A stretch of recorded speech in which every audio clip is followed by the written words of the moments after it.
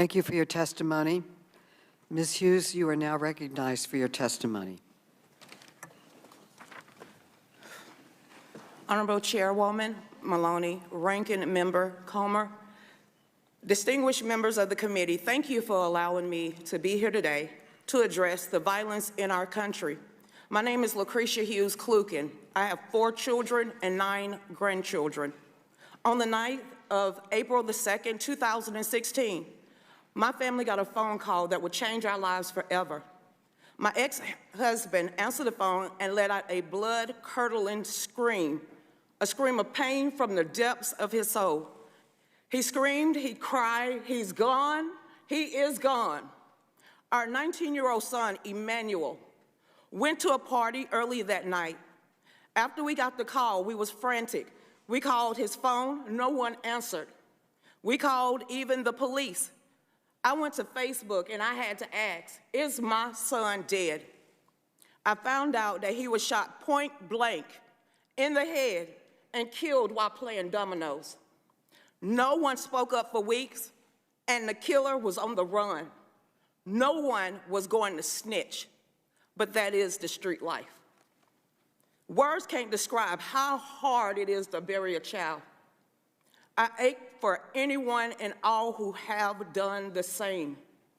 My son's death was a result of a criminal with an evil heart and a justice system failing to hold him accountable for the laws he had already broken.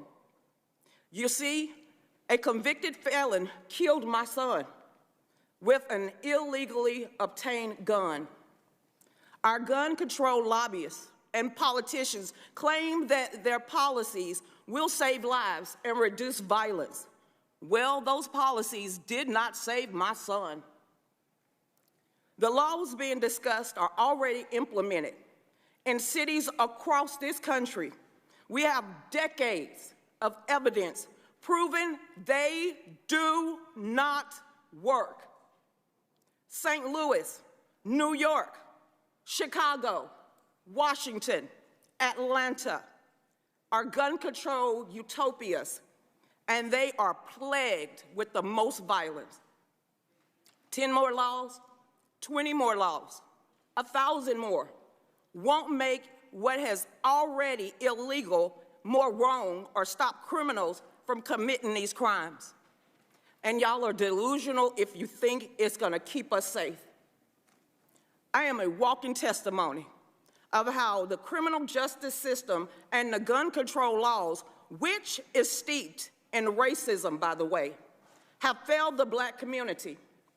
By the age of 25, I had already went to 18 young Black men funerals at the age of 25. I have 1 Black man in jail, 1 Black man in the grave, and my young grandson gonna be raised without a father. And it's a curse on the Black community and everyone else's. Something has to change. Thoughts and prayers and calls for more gun control isn't enough. How about letting me defend myself from evil? You don't think that I'm capable and trustworthy to handle a firearm? You don't think that the Second Amendment doesn't apply to people that look like me? Who and you who would call for more gun controls are the same ones that are calling to defund the police. Who is supposed to protect us? We must prepare to be our own first responders to protect ourselves and our loved ones. I am a legal, law-abiding citizen, and I don't need the government to save me. I teach people how to use a firearm. I empower others to look at me to understand the Second Amendment is their right. I am a proud member of the DC Project, Women for Gun Rights. We believe that education is the key to safety, not ineffective legislation. We support meaningful solutions that will actually save lives.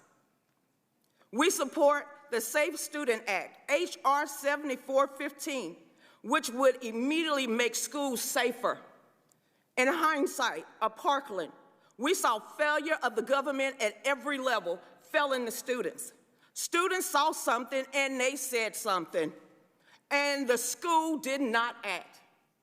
Police were called to his residence over 30 times, and they did not act. And finally, the police did not go into their school that fateful day and failed to protect those kids. We need to secure our schools, and we gotta secure this building, or like y'all do. What's the difference? We call on Congress to ban gun-free zones, fund nonpartisan firearm education programs like Kids Safe Foundation and non-governmental mental health organizations like Hold My Guns. And in closing, I claim that nothing in these bills do anything to make us safer or address the mental health crisis in this country. Despite living with the heartache of losing my son on a daily basis, I believe it is our God-given right to defend ourselves from any act of violence. Making it more difficult or even more expensive for me and people that look like me and other law-abiding citizens will not make us safer. It will embolden the criminals. Gun owners are not the enemies, and these gun control policies are not the solution. Thank you, thank you. Thank you. Thank you.